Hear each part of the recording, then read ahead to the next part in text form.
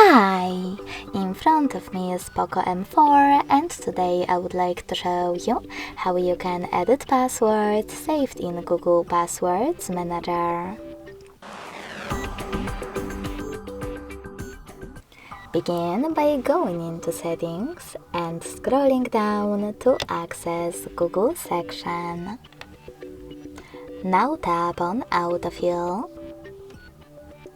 Autofill with Google and Google Password Manager.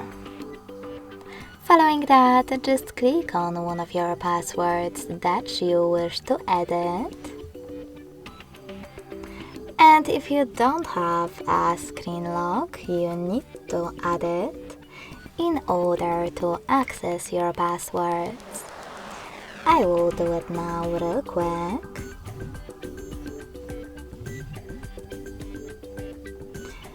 And as you can see, now I can access my added password.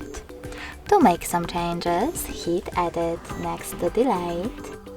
Change wherever you want to.